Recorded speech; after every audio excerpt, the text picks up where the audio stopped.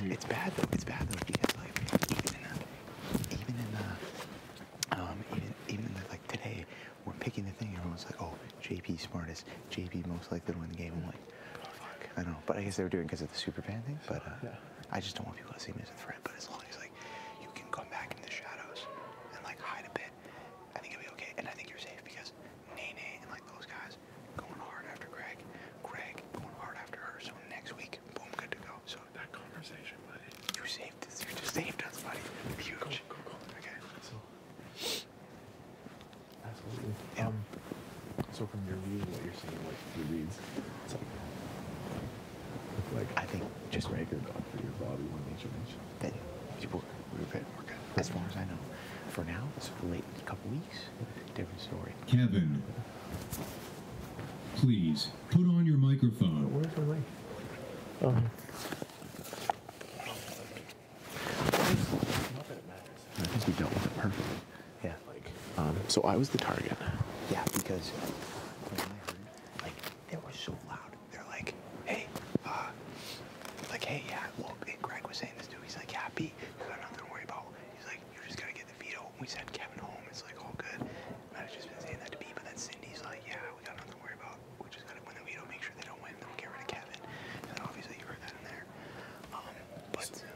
What are like, so it's like Greg was saying that, and by association, he's with Godfrey.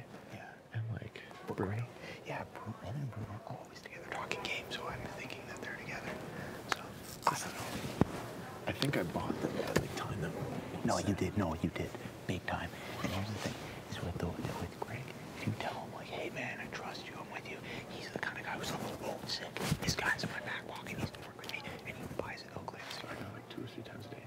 Greg, how you doing, buddy? Yeah, talk to him. Like, that's what I do. I'm like, 604. I keep saying that because we're from the same place, but I don't give a fuck about him. I hate him. He's a piece of shit. He's a piece of shit. He's a fucking piece of shit. Ripping in the DR. Oh, fuck, I fucking rip him. That's so good. It's the emotional stability of a 12-year-old girl. Like, he's ridiculous. But yeah, here's what I'm thinking though. This week was scary in the fact that you went up, and that could easily happen to me or you. So we gotta start thinking about expanding a little bit, so pulling in some more people. Doing Captain Man. Yeah. He wants it. Who wants it? I mean, Zach. Like, Yeah, it's just like we're talking about. Yeah. He wants to be with the children. Yeah. Well, he's talking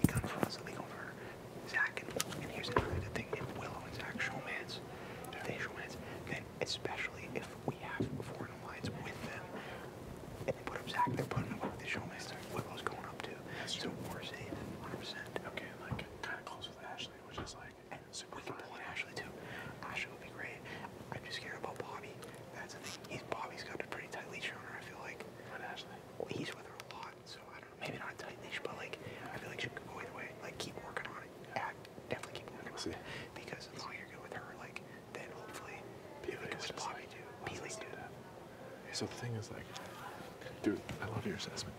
I love your assessment. I was just, obviously, like, this week was crazy for me. Yeah. Like, I was like, oh yeah.